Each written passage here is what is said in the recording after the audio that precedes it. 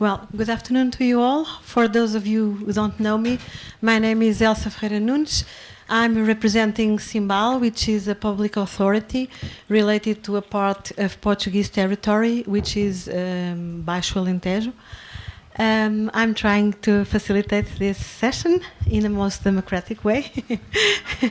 And so I would start for asking the people on the table to present themselves. Okay, telling their names and shortly their experience. Okay? Sorry.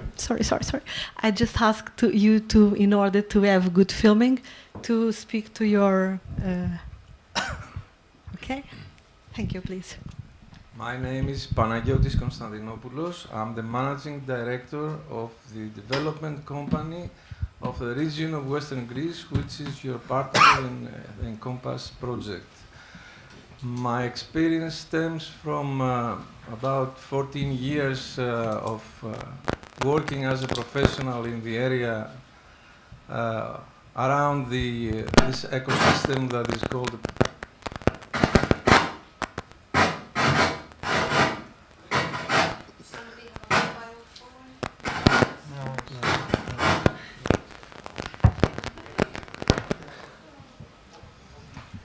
Okay. That's creative. We are being hacked. I've worked for a couple of years with a local Patra Science Park and 2 research institutes in the area in the past. So I'll be happy to share with you some of my experiences. My name is Lars Mattiason, and I'm a business coach and a strategist at the Creative Plot at Ideon Innovation in Lund. And that's an incubator and an excavator. So I have 25 years experience from the fashion and clothing industry and from manufacturing. And I will tell a little bit more about sustainability further on. Thank you. My name is Balázs Barta. I'm managing director of Pannon Business Network PBN Hungary. My personal background is 20 years working experience and 10 years in multinationals in sales and marketing and 10 years in small and medium-sized businesses development. We've got a customer base of roughly 100 medium-sized businesses, which represent our core customer group. And we are working with roughly 300 European Union partners, originally located in Western Hungary. Thank you. Yuriy, please. Hello, my name is Yuriy Vulkovsky. I'm very happy to be here. I'm from Sofia and I'm independent consultant of Sofia Municipality on this project. Otherwise, the last 20 years I'm working in the field of the cultural policy. The last 10 years I'm teaching cultural policy and cultural management in 2 Bulgarian universities. And the last few years we are working very closely together with the Sofia Municipality on the development of the city strategy for culture, on the development of the Sofia application for European Capital of Culture, which unfortunately we didn't won. But anyway, it was a very strong process. It was very useful for the city, and I wanted to tell you later a few words about what was happening in Sofia and about the context. I think there is a lot of lessons learned that maybe it will be useful to share with you. Okay, thank you. Thank you for your presentations. We'll proceed with the discussion because one of the key aims of this project was actually to identify good practices. We were able to acknowledge a very interesting toolkit. And now what we can discuss is on what and how these good practices can really enable the sustainability of the incubators, those that are already working and those that are still to be created. So I would start with Lars, and I would ask you, from the experiences you have lived on the creative plot, what are the specific aspects in what regards the business model that you think can enable really the sustainability of the incubators? Well, I want to borrow something from the fashion world. Actually, you know, all of you, the problem with fast fashion and mass production. And that's about a linear production stream. And we want to talk about more the closed loop or the open loop of innovation, actually. So I will give you 5 key figures here, key metrics for an incubator, excavator. It's 45, 3, 2, and 5. That's great, isn't it? 45, 3, 2, and 5. 45 is the InnoCloud swarming around the incubator. 3 is actually the company involved in the incubation process. 2 is on their way in. And 5 is alumnis. They are alumnis. They are all connecting to the same ecosystem, which means that the 5 alumnis will actually interact with the 45 in the InnoCloud. So, I mean, it's really, really important to see it's not only about the incubation process, it's about the whole value chain. So the value chain is more complicated than a linear model, and we can actually borrow this from the fashion world. We need to be more sustainable in the process and to take care of every little part, even from the small startups and entrepreneurs in this cloud, actually, because they can easily go into the incubator or actually be born globals at once. Okay. Any comments from the other panelists? If I may reflect on this, I can't tell you numbers like this. I know only which is female related. So actually what is interesting is that now, and that's connected to the thing that you said, when we talk about sustainability, we have to talk about a broader environment. And when we talk about, let's say, the clothing or fashion industry, now the salaries in Taiwan equals the salaries in Hungary. And if we add to that that in 4 years the transportation costs from China increased by 70%, it means that the local environment has dramatically changed 10 years ago now, and it will be different in 10 years. And when we talk about our tenants or about our customers, small and medium-sized businesses, they have to act in that environment, which means that, for example, industrialization or production is coming back, but in a different way. It's a mass customization that is expected, and it's more cross-sectorial than it used to be. So these SMEs do have an opportunity, but they have to act in a different way. They have to act in a cross-sectoral way. They have to act in a cross-border way. And that's why this networking can be huge importance for them when we think about their sustainability. And if they are sustainable, then our incubation activity will be sustainable. But what does it really mean when it comes to managing the incubator? Because it's, I think we are understanding that it is actually very complicated. Is it so? What we can do is actually, we have just started a Fab Lab or a maker area incorporated to the Creative Plot as an incubator, excavator, where people with a very low entrance can go into the world of designing, for instance, using prototyping and things like that, more in the other way of industrialization or production, additive production. And that's a part of one step that you have to take as an incubator, I think. Mm-hmm. And sorry, I'm monopolizing Lars, but can you elaborate a little more on the incubator, excavator figures? Yes, excavation is more like putting resources out there where the entrepreneurs actually are. Wherever they are in the market, we need to be there. It's like co-entrepreneurs or co-creators as well, if you want. And I mean, incubating is something that you actually shield the entrepreneur from a really tough environment. And I think that's belonged to the past. And there we need to actually think forward and mix these kind of incubation and excavation models. Okay. I think we can go back to that and perhaps also on elaborating a little more on cross-sectoral innovation and new models, new incubation models. Right now, I would like to ask, I'm sorry if I will not pronounce it correctly, Panagiotis? Okay. I will ask you to comment on this issue. One aspect that was present in some of our visits, or perhaps most of them, was the location of the incubator. And now Lars has commented that the incubator must go where the entrepreneurs are. Nevertheless, I would ask you to, based upon your experience, to talk a little about the relationship between the incubator system and the education houses, establishments. What relevance do you think this issue, how relevant do you think it is for the incubation process?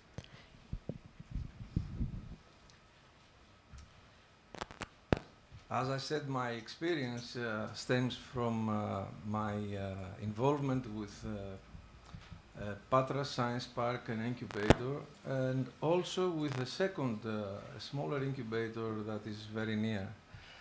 The issue of geographic location and geographic proximity between all the relevant actors, to me, is a great advantage and a good practice, a very good practice, actually unique in Greece. In our area, this concentration is unique for the whole of Greece. And I found it very interesting, and I studied a little bit the consequences and the results of this concentration, because I had a 10-year involvement in the big network, the Business Innovation Center network, and the clustering. And I like clustering theoretically and practically, and I've worked with them, and I always use some of its concepts. And I see in networking, because we examine geographic location only because it is a tool, it's a means. It creates advantages for developing better networking, better partnerships, local partnerships, and making more effective and more sustainable incubators in this way. So I would like to connect the location, as you said, the location in relation to the educational institutions, with the networking capabilities or networking results. First of all, let me give you an idea of the area. Imagine a circle with a radius of 1 kilometer where you find the Patras Science Park and its incubator, another incubator very near, inside the circle, the large university, University of Patras, 3 research institutes, all of them in advanced technologies, one in informatics, the other in industrial technologies, and the third one in advanced materials. The science park is actually situated in the center, not only geographically, because even the region of Western Greece is 8 kilometers away at the outskirts of Patras and a 10-minute drive, let's say. So in every local initiative, when the formation of a large network among all the relevant stakeholders is necessary, the need for a catalyst, someone that would take the lead without any complaints from the others, because networking means cooperation and competition. Competition never stops. Actually, there is a term about it, co-petition, in clustering. That helped give rise to the emergence of the Patras Science Park as a catalyst. A leader that everybody accepts, not because it's bigger, better, more efficient, or more sustainable, but only because it's neutral, so everybody trusts. And for those that deal with clusters, you should know that the building of trust is the most fundamental issue in the development of a cluster, besides, of course, the existence of critical mass. So this close distance between, actually it's a walking distance, if you have the time to walk for 20 minutes, let's say, from one building to the other. It's walking distance. It helped a lot the interaction between university professors, university officials, let's say, and researchers, with the young people inside the incubator. And also the 3 research institutes that are very, very near, in the proximity of the park. in every event, local event, was decided to take place in the park facilities because it's, I don't know, better. As I said, neutral. Everyone has a conference center, but common events were taking place in the science park, and that created a lot of links between the researchers at the universities and the institutes and the hosted companies and researchers from in the incubator. A lot of linkages in the form of friendships. There are employees in different companies that are friends, that they were classmates at the university, so they know each other. Very quickly, sorry, I spent a lot of time. I'll give you an example. I went and asked from some of these entrepreneurs, young entrepreneurs, a few months ago, a letter of support for a Horizon 2020 project. And they said, what is it about? Oh, great. If I had gone out to an SME, a friend, somebody I know, and asked the same question, he would say, what is it about? Yeah, what's in it for me? What do I have to gain from it? These guys know my face, they see me around there, and so they trust me. And I think that the greatest advantage of this proximity is that the building of trust inside the incubator among the young people, but also between them and the educational and research organizations that are very near. Sorry, I'll come up if you ask. Okay. Yuriy, I can understand that you have some relevant experience in what regards bottom-up approach in creating an incubator, and I think it would be very interesting to comment after the Panagiotis experience on what you are doing in Sofia right now. Yes. In fact, it's not easy to speak at the end of this conference because many things was already said, but I think it would be interesting to share a little bit of what is happening in Sofia, but also what was happening thanks to this project, because we have a lot of lessons learned, I believe. Few words about the Sofia context. The last 7-8 years, or 6-7 years maybe it's more precise, it started a process of policy reform in the field of culture. Some new financial instrument for support of the cultural independent projects was created. There is a reform of the municipal cultural institutions. There is a small step which started slowly, but started really to change the situation and the relationships between the municipality and the cultural and creative sector in general. This process culminated in the last 2 years when Sofia very ambitiously started the application for European Capital of Culture.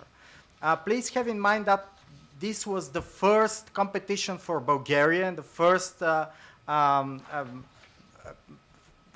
ever attempt of a Bulgarian city to become a European Capital of Culture. It was not like in Italy, they have 3 times, now they have 2 times, now they will have for the 3rd time of European Capital of Culture. For Bulgaria, that was the first opportunity, so there is a very high competition.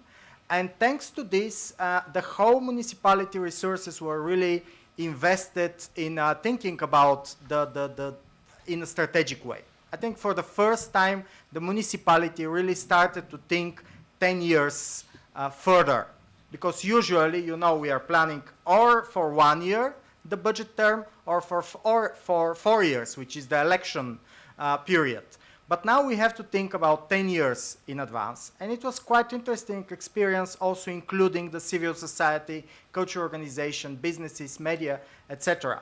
So we created a 10-year strategy for 2013-2023 for the development of culture in the city of Sofia, which was quite interesting as a process, not only as a result.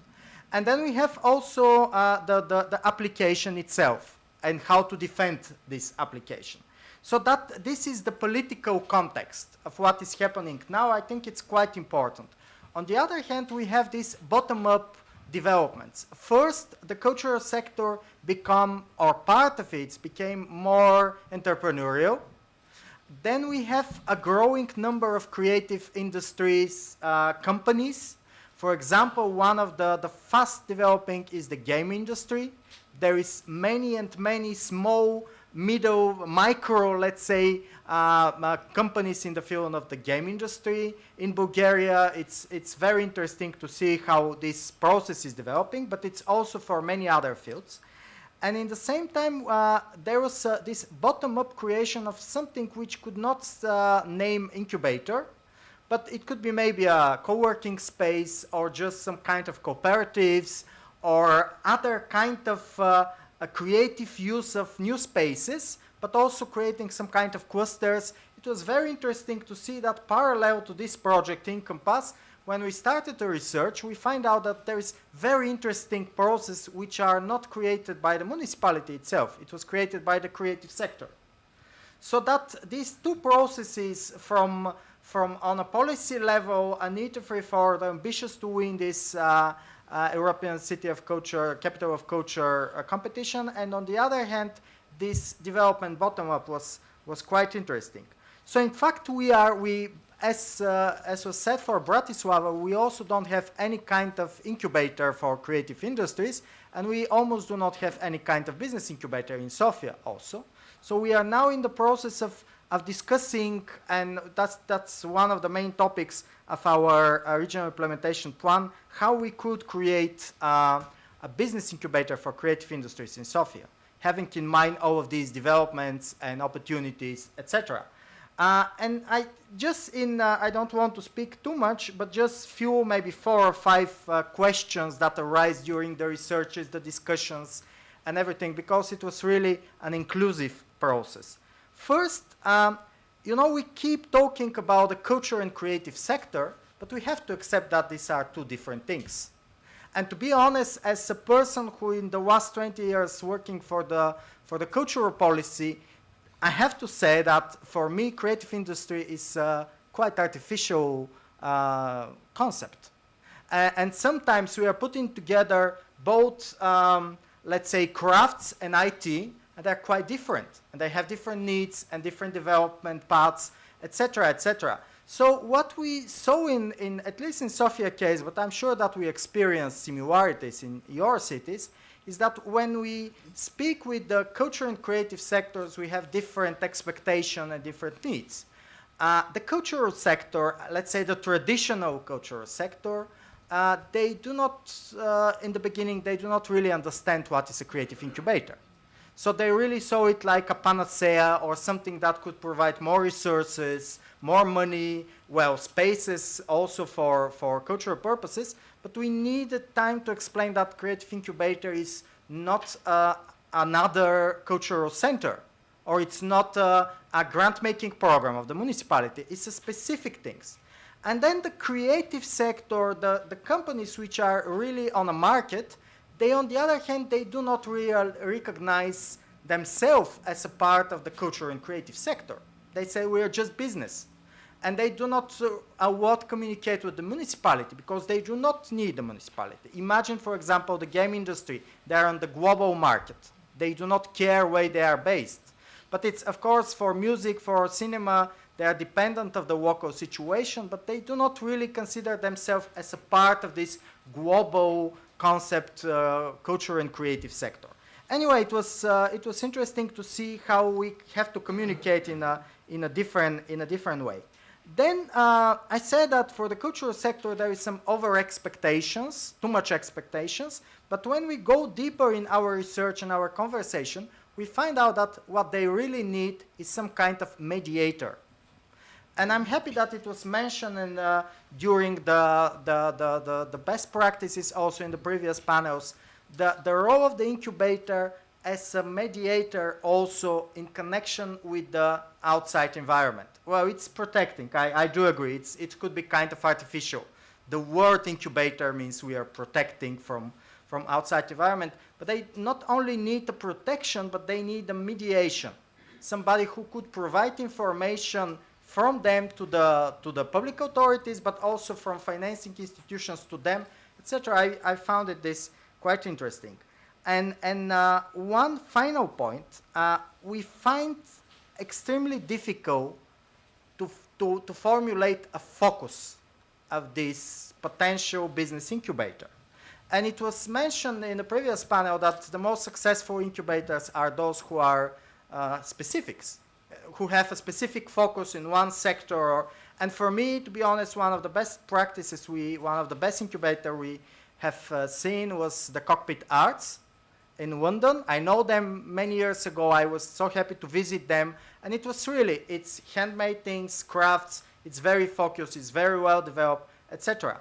But you know, none of our research instrument in the discussions and focus group and etc. do not allow us to formulate a single focus, crafts or gaming industry or music or cinema or whatever, which part of the creative industries. And then I was starting to ask who has to formulate this focus. It was obvious that unfortunately the municipality is not able to do it. And it's part of the problem that we have a strategy. We have some strategic documents, but they're wide. We don't have really a focus on one thing. We don't have priorities. It's really hard to formulate a priority. You know, it's a tendency to think how to serve all of the sectors and to please all of them, more or less. But it's also the cultural sector, the creative sector is not able to formulate a focus too. And that's again a question. So probably it's not municipality, it's not the creative sector, we need this layer of experts and again mediators who should develop this idea. And I have more things to say about this. I think it's a crucial topic, but I will stop here. Thank you. Okay, we'll get back to you. I think we'll still have the time. Balázs, I would like to ask you to comment. Yuriy has mentioned cultural versus creative. We have already mentioned the new challenges that the incubators and the incubation system is facing. I would like you to comment on this kind of new challenges that may demand actually a new way of looking at incubation process. I feel like at an exam. So Are you prepared? I would say our example, how we did it in Western Hungary. I don't want to make general judgments. I'm not a high-level politician. So basically what we do is we focus on areas where we have sustainable comparative advantage, which is for us the land, where we can produce agricultural products, wood, where we can make furniture, and thermal water, where we can focus on rehabilitation. And then we say that, okay, out of these three resources, how can we focus on or exploit it, that we have aging, and then we have rehabilitation, and then we can have medical sciences, and then we can make a treatment for people, and then based on that we can make certain device development. So this is how we focused on it. On the other side, how to, I mean, we are in an unlucky situation in a certain sense that we travel a lot in Europe, and we are very close to Germany. And we know when we talk about research and development and innovation what Germans mean and what the rest of Europe means. And when, for example, if we go to Baden-Württemberg and they have 120 Fraunhofer Institute just only focusing on certain industries, we know that we will be never specialized as they are. So what we can do to a company is that we have certain comparative advantages, and this is why InCompass network is important for us, is that we would like to connect with those players who have access either to market or to the research know-how of a specific area, because we are not that rich, we can develop it ourselves for all the cases. But what our job is, and it's a kind of incubation, what we do, or facilitation or intermediation of our individuals or entrepreneurial attitude people to get connected with those people on that specific fields. Okay. And can I ask you, just not in an exam, to comment on this new model that I think you are working on about virtual incubation? That's exactly what it's built on, that we don't say that we should focus on buildings, we can connect these places, and these places can interact with each other and intermediate the target group towards each other's local places. Because for them they need route to market and they need route to access. And they don't speak the language at level, they cannot afford traveling, it would be too risky at the first phase, and we can connect them through our network. And we can say, okay, we can provide two kinds of services. Ones that we provide to local customers, like basic representation or fundamental information on the market and so on. If I tell you an example, like with Aaron, we talked about wine export to UK. And then we can connect him to the wine growers, we can repackage it, we can employ his packaging or design department, and he can help us selling it to that market. So actually it's very simple how we could work together as a kind of different locations of the same virtual incubator network throughout Europe. Lars, does this somehow go, somehow connected to your excubation system you mentioned? Yes, I think I would like to comment on your opinion as well from the science park model. We're actually based right in the heart of Sweden's biggest science park, Ideon Science Park. And we have the university with 40,000 students. We have all the research areas and the life science incubator, tech incubator, the mobile cluster, and the small little creative plot. So when you are in that kind of context, you really need a strategy to survive. And the strategy here is crossover innovation. And actually, we placed ourselves right in the middle where we're not supposed to be. Would you put an artist with a tech guy or a dancer with an app programmer, and out comes something completely innovative. And we have tested this for 2 years now, and it actually works. So you can actually export that to other environments as well, like virtual environments, for instance, and I will put the incubator process a little bit more complicated, but still externalized a little bit more, and still take care of all these resources that we have all together. So it's more like a community thing, I think. The community, we will all help each other to make these kind of new companies grow. That's my experience from the creative plot. So it's both words actually here. Do you like to comment, Panagiotis, please? I'd like to comment that really in our case, and I guess in your case, we have not created just an ecosystem, but we have created a community. The people are not connected only on a professional basis, but also they are motivated because of the personal relations. I think back and I think of the beginning of the industrial districts before the war in Italy. Italy is the model for all of us to follow, although their clusters are not reproducible.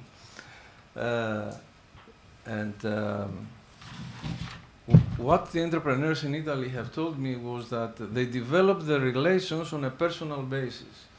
Villages, imagine a few neighboring villages with 200 companies making all of them making shoes. Casarano, the famous, I think it's closed now. Anyway, a victim of the crisis. But these people were connected through their families, marrying each other. Then some of their subcontractors working for other contractors. And so there was a spillover effect, transfer of know-how among all of them. But for some unknown reason, the Italians had succeeded the building of trust. That you probably know from your countries, it's something quite difficult between SMEs. SMEs do not like to cooperate, not much. My experience, probably I didn't say it very clearly earlier, but my experience from the incubator is that the incubator helps creating a community of friends. So creates the building of this building of trust without any effort from the managing, let's say, authority of the incubator or the park. Okay, let's say then that the social the social factor is really important. Okay, Yuriy, I was just going to ask you, but I think you can comment afterwards. Yes. I was just provoked again by Mr. Konstantinopoulos. I think it was very important that we keep talking about ecosystem. I appreciate very much this, because that was also one of our experience. I'm again going back to what we experienced during this project, because initially we have this conversation, and because it was the first project of this type, I really wanted, I was one of the person in the team who really wanted to have a concrete result at the end. So I said we definitely have to put a developed idea for an incubator to create. But then we go on the field, when we started to make the conversation with the RIC, with the beneficiaries of this, then we realized that it's really, there is so many needs, and the situation is so complex that we really could not just put an incubator without addressing other issues of the whole ecosystem and innovation chain. It's not just creating a body in the middle of nothing. Yeah? Then you really have to think about the other instruments. You have to think about how it's all connected. So at the end, in our regional implementation plan, we have both. We have on one hand a clear picture of what an incubator should look like, but in the same time describing around instruments and around techniques, etc. I think it's that was very important lesson also from our experience. Okay. I would just like to ask you some more inputs. I think we are almost on our time, but I heard in not only in this panel, but in almost every other intervention, people talking about innovation, open innovation, cross-sector innovation, and now the challenge is for one of you, what is really the role of innovation in the sustainability of the incubators, or of the incubator system, or of the excubator system, or of the support to the entrepreneurship? I think the social context is the baseline here. We need the social context, even if it's an incubator with walls in a physical place, or an excavator without any walls, or virtual toolbox or whatever. For innovation, socializing is essential. We need to be where the coffee is, actually, because there's all the good ideas come from that area, and it's more relaxed, and it actually is socializing.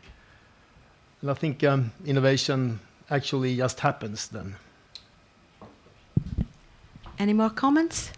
I think that it's fundamentally also a cultural issue, that in Central and Eastern Europe, we are not like the Scandinavians, and we are not like the Western Europeans. So it's not a copy-paste exercise. When you go to a meeting room and it's full of, let's say, Hungarians, and then I'm not provocative with others, then they don't speak. Yeah? and they just sit, as it was called in the American company, with stone faces. And then you expect them to come up with business ideas they should discuss. I mean, that's a big challenge, how to do that. So it's important to customize all the tools to the local environment. Okay. Yuriy? Well, you know, when we talk about innovation, it's one of the new slogans, new fashion words, but for me, one of the big questions is, where is the source of innovation? What are the roots of innovation in the society? And there is a very interesting and very clever Italian professor named Pierluigi Sacco. Some of you may know of him, who's researching creative industries issues for many years. So Professor Sacco made a few years ago a quite interesting table comparing two indexes. One is index of innovation. It's a world index of innovation, so he just take this part of European countries, which is quite interesting to see. It's based on the number of patents on, in the country and many other indicators. Yes. And then there is a Eurobarometer research on active cultural participation. And active cultural participation means not just how many people are going on theater, but how many people are participating in a voluntary arts. How many people are playing a guitar at home, etc. It's quite interesting. And by the way, northern countries like Sweden, Norway, they are on the top. Bulgaria, it's on the down. Anyway, it's interesting comparison. They've made it in 2007 and 2013, this research. But when you put together the European countries list of innovation and of active cultural participation, you can see that they're almost the same.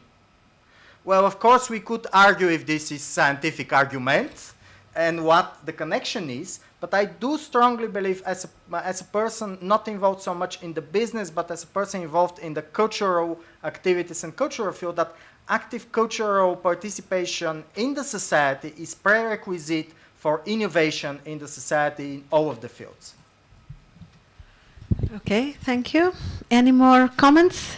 Yes, I'd like to say something also.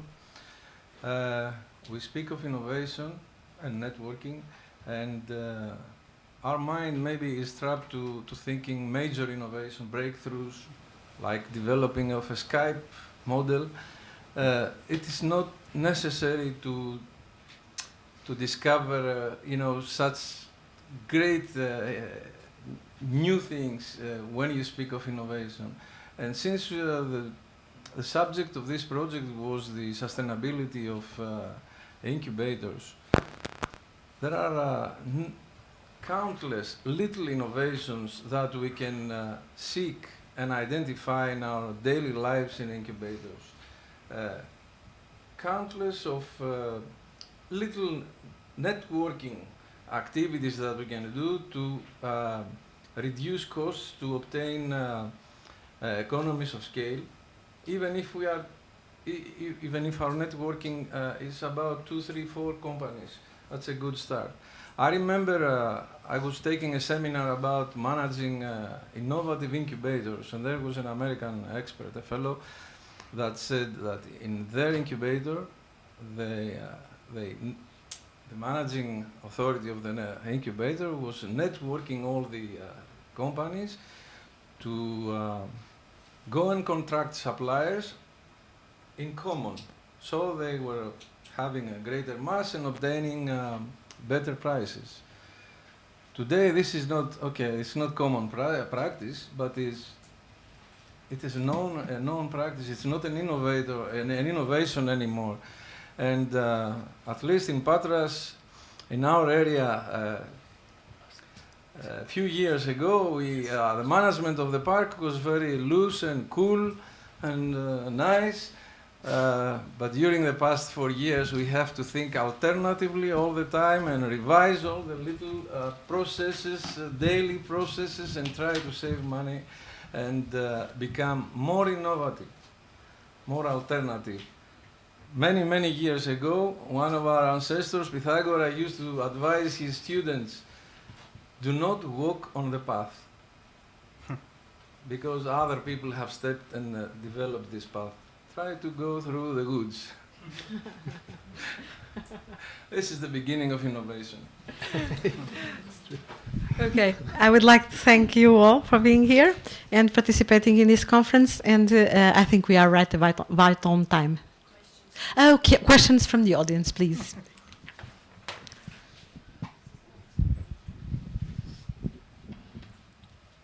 Is there a microphone?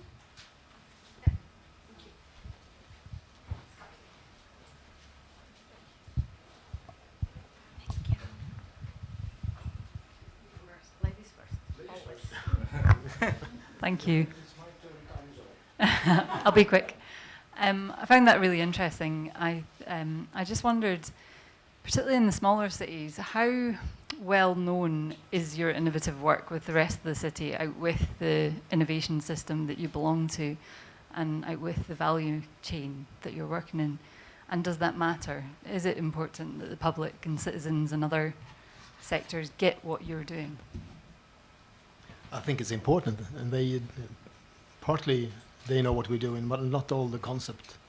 That's also why we open up this makerspace area, to actually open up the door to the public for innovate, and not. It's more like frugal innovation. It's not like disruptive. It doesn't have to be that clever. It needs to be simple in the beginning.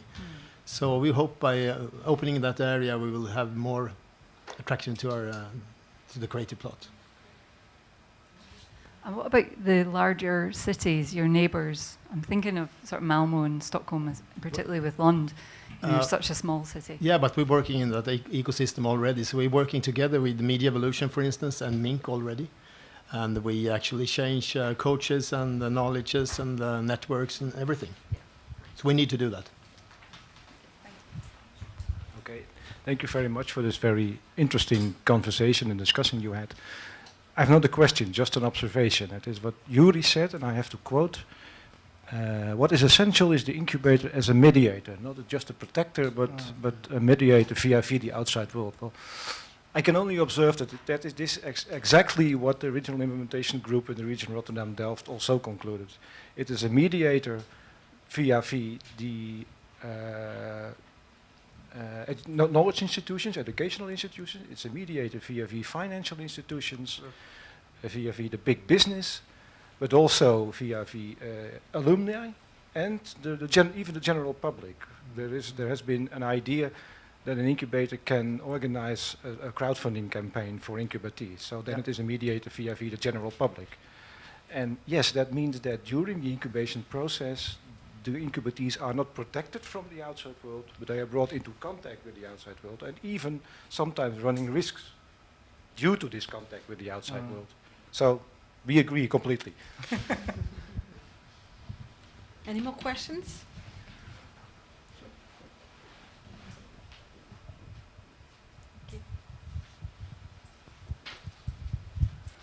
Just a small thinking, but because we're discussing policy making and methods and when you are also talking about community, society, mediator, being very close, helping out, reaching out, incubate, excavator, it's very hard to try to be both helper and sort of checking out, are we doing policies, are you following our methods?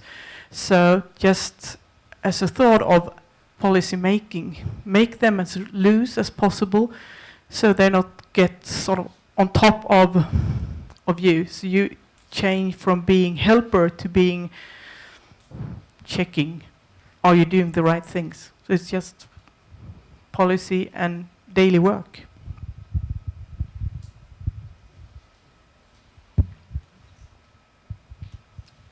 Any more questions or comments?